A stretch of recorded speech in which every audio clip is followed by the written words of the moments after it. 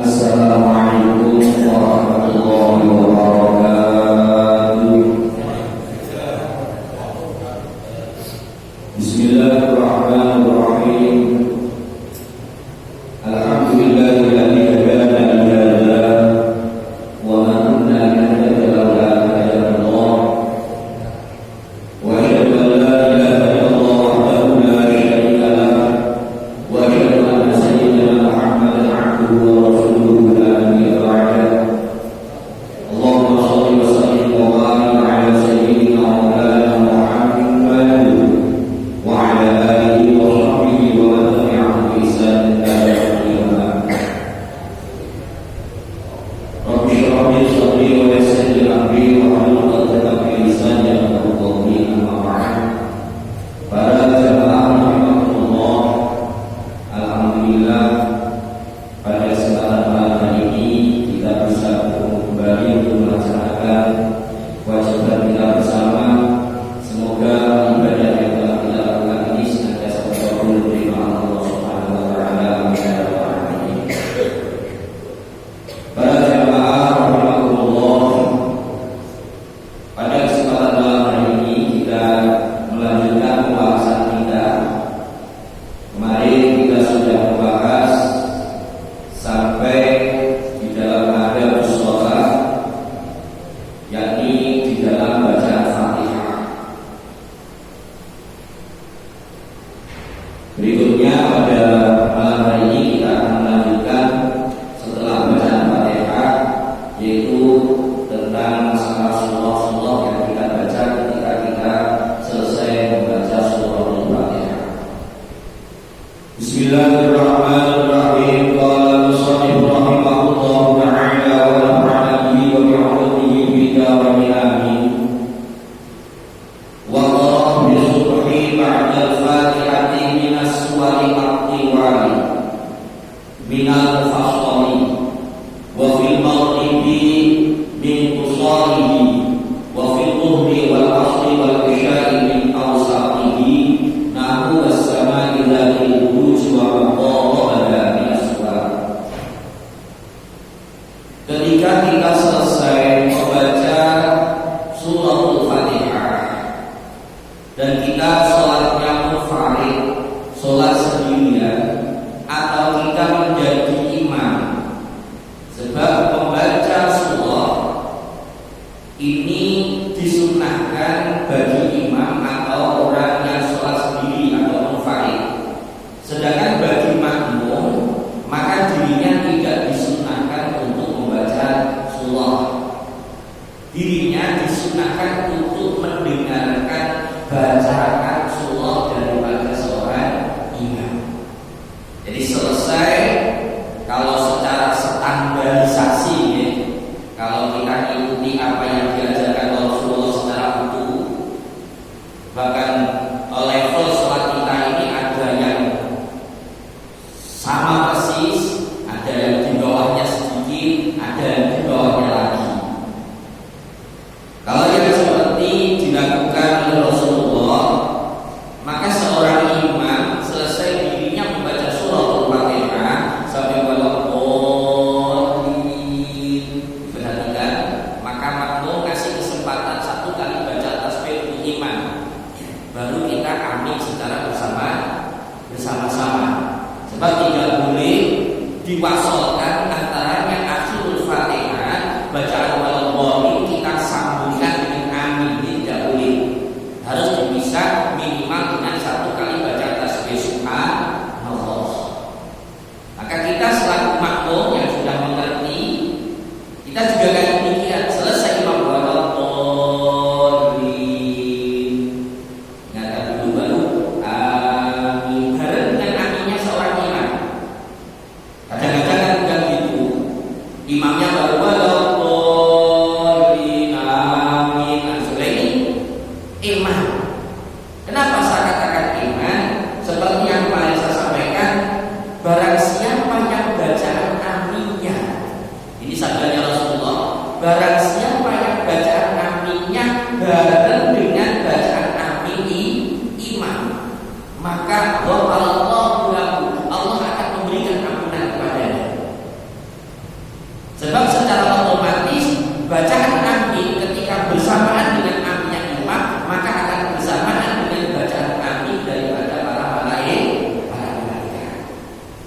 Ini sebagaimana yang disebutkan di dalam hadis.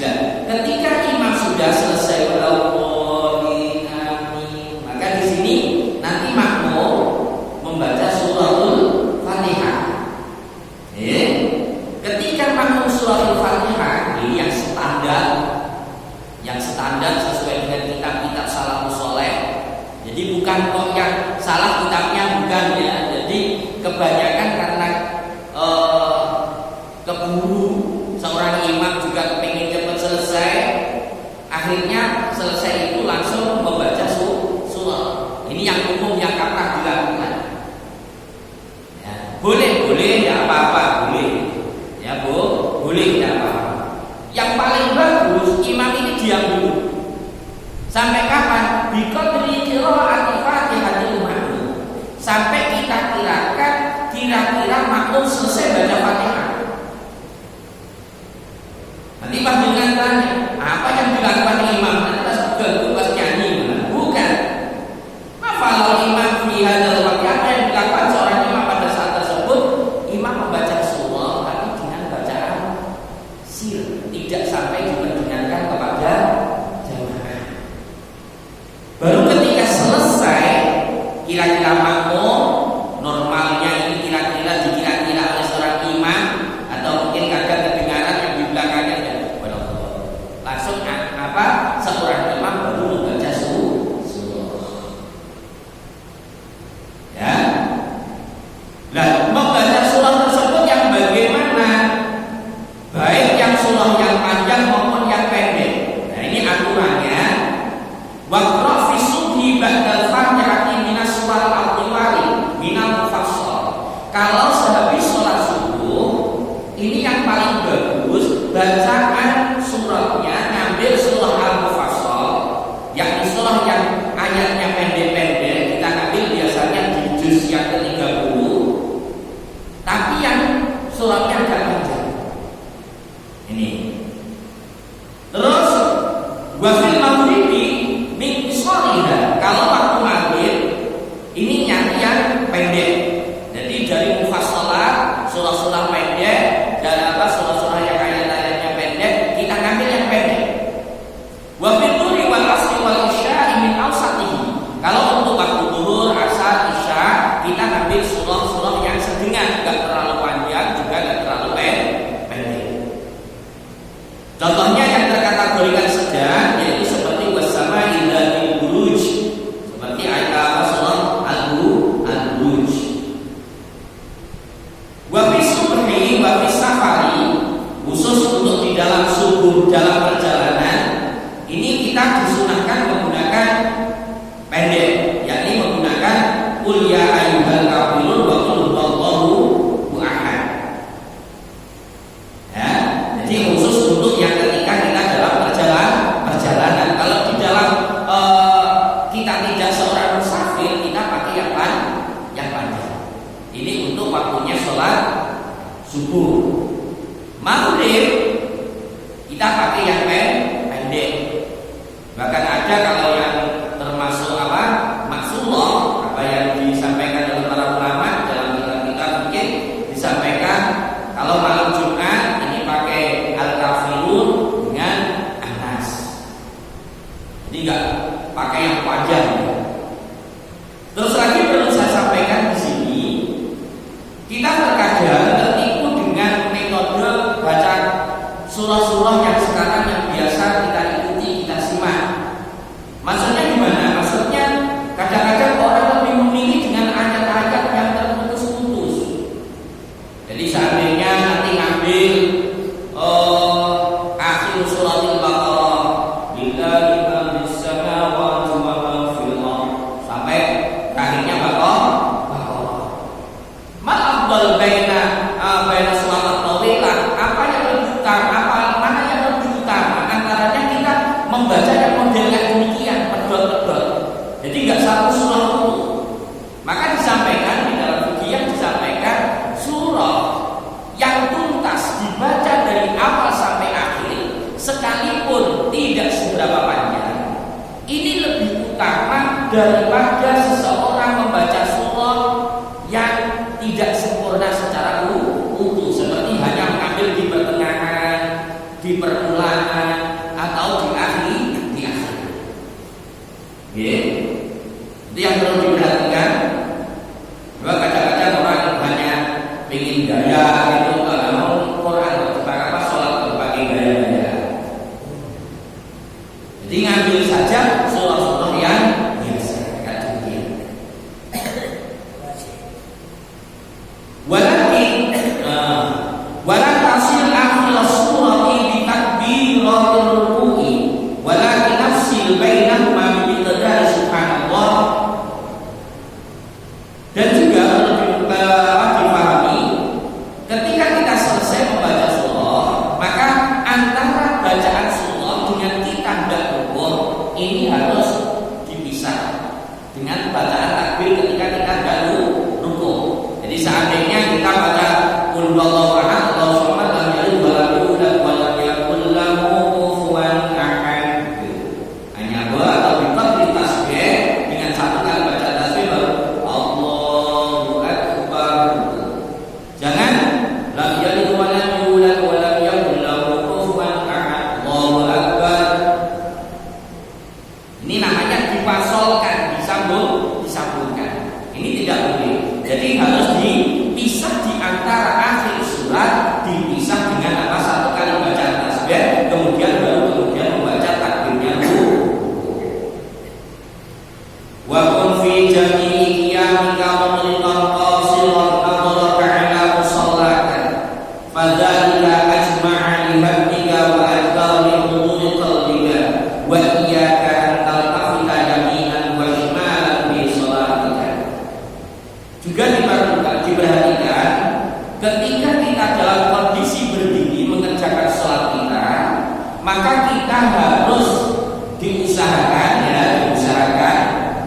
dalam kondisi pandangan mata kita ini dimajadikan di tempat sujud kita. Ya, jadi tetap kita sedikit menunduk posisi pandangan mata kita agar di tempat sujud kita masing-masing. Sebab apa? Fadzalika ajma'u li hamdika wa ajma'u li huduri qalbika. Jadi dengan kita posisi melihat tempat sujud kita, maka itu akan lebih memudahkan kepada kita untuk menghadirkan hati kita, dan kekhusyuan kita akan lebih mudah. Wa iyyaka an taltafita yaminan wa shimalan bi sholatika. Kita harus menjaga, usahakan jangan ketika sholat kita sambil tengok.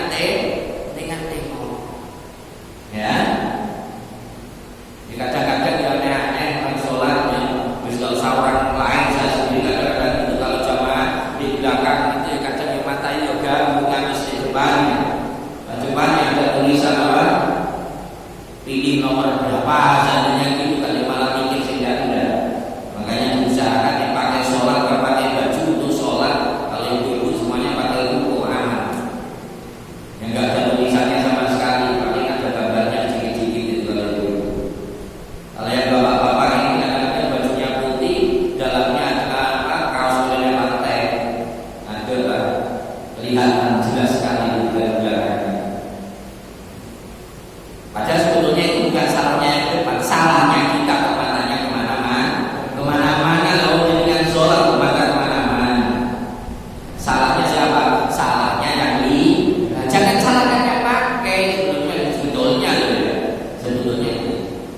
Ini kita benar-benar khusyuk, ada di depan saya ini ada apa? Sudah. Karena apa? Ketika kita sholat kita harus senantiasa pandangan kita kepada tempat sujud kita. Tsumma kabbir lirruku'i warfa' yadayka kama sabaqa. Kemudian kita melakukan takbir untuk melakukan rukuk, warfa' yadayka kama sabaqa. Ketika kita mau rukuk, takbirnya sama dengan bentuknya ketika kita takbiratul ihram. Gimana kemarin saya contohkan, yaitu ujung jari-jari tangan kita lurus dengan bagian atasnya telinga, jempolnya ada di bawahnya daun telinga, tidak terlalu ke depan, ke belakang juga tidak ke depan, tidak ke bawah.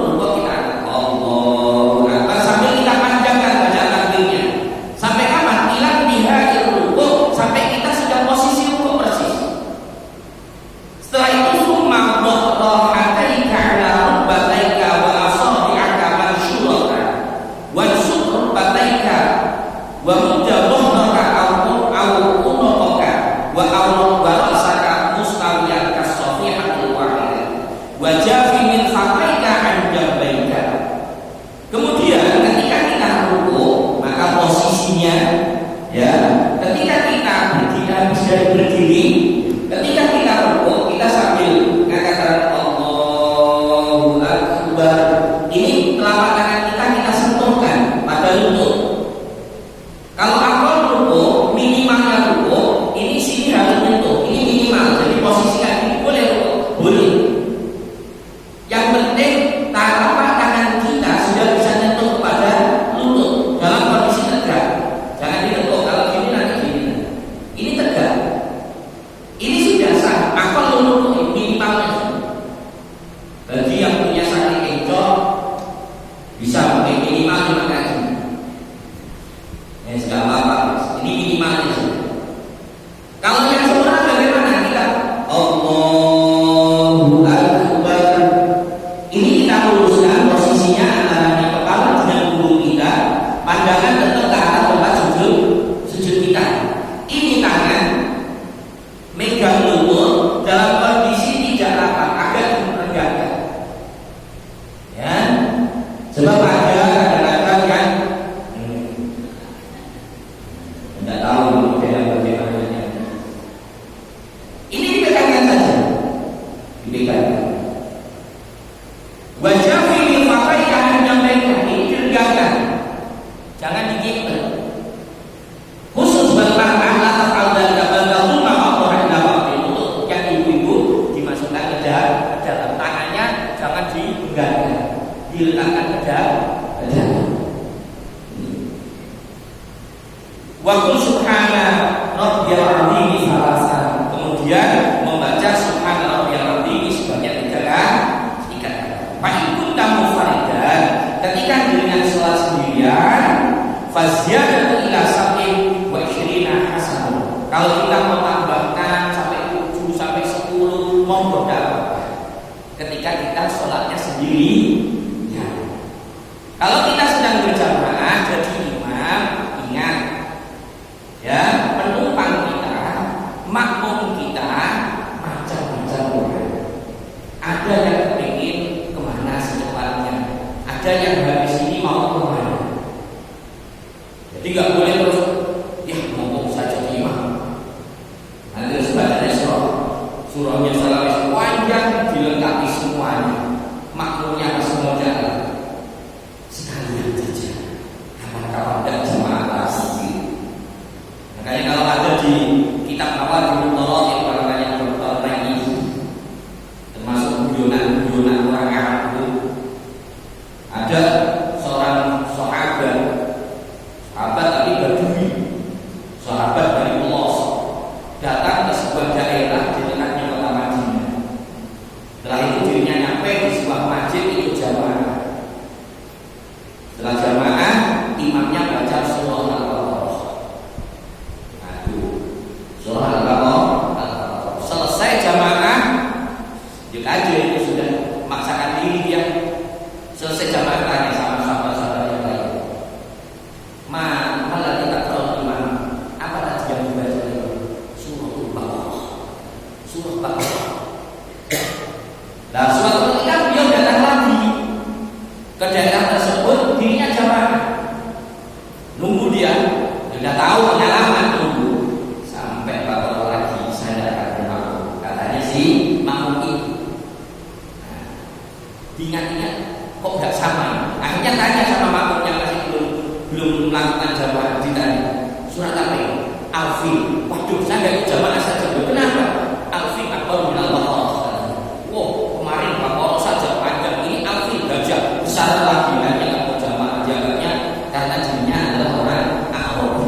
Itu di kitab awal Mutorot itu ada keterangannya. Itu cerita sahabat asli yang dikutip oleh para sahabat yang lain, disampaikan di dalam sebuah buku karangan sendiri namanya Nawal Mutorot. Diartikan secara bebas. Jadi Al-Baqarah saja tadi sudah panjangnya segitu, apalagi ini Alfi gajah lebih besar lagi. Makanya dia nggak mau jamaah. Kita jangan sampai membuat jamaah kita lari dari jamaah.